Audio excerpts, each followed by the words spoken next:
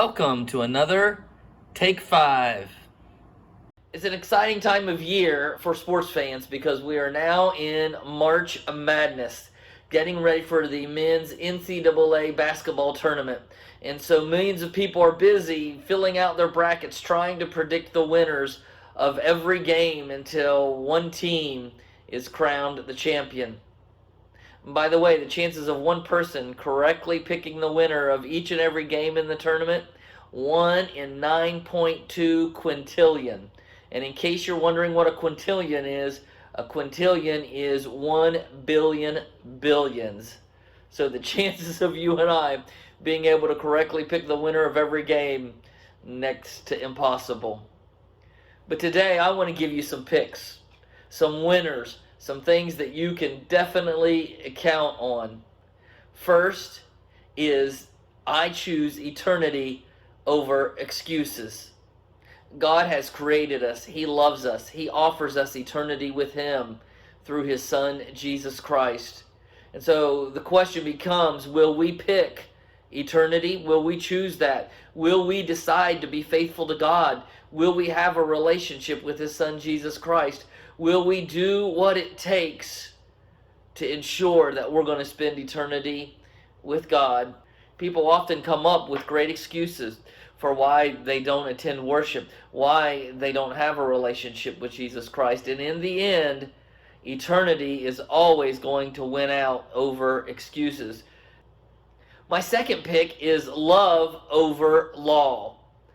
There are many Christians who feel very secure in their relationship with God, but sadly it is mostly based on law. It's based on legalism.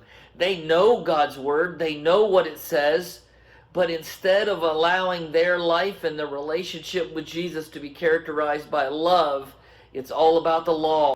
And so you and I, we have to decide, are we going to choose to be people of love? Are we going to obey the two greatest commandments that Jesus gave us?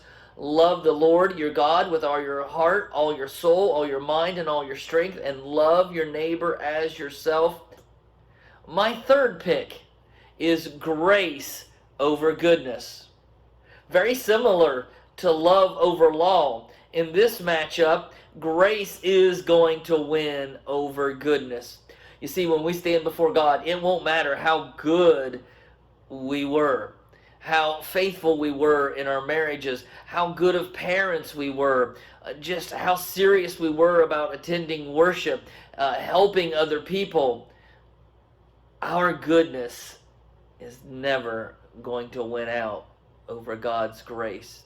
And so while we do strive to live a life that reflects who Jesus is, we also realize that it is ultimately grace that's going to take us home. My final pick is relationship over religion. Again, we live in a world where people think, it doesn't matter what you believe. God sits on top of this mountain and all religions lead to Him. So it doesn't matter if you are Christian, if you are Muslim, if you are Buddhist, if you're New Age, if you're Scientology. As long as you are sincere and passionate about your religion, that's what's going to save you. But Jesus said, I am the way, the truth, and the life. No one comes to the Father but through me. Religion saves no one, but a relationship with Jesus Christ will win every time.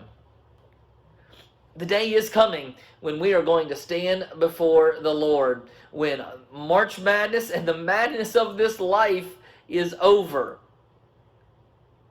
And if we have a life that is focused on eternity, if we have a life that is characterized by love and not law, if we have a life that is relying on God's grace, not our own goodness, and if we have a life that's all about a relationship with Jesus and not about a religion, we will receive the crown of life because Jesus was willing to wear a crown of thorns.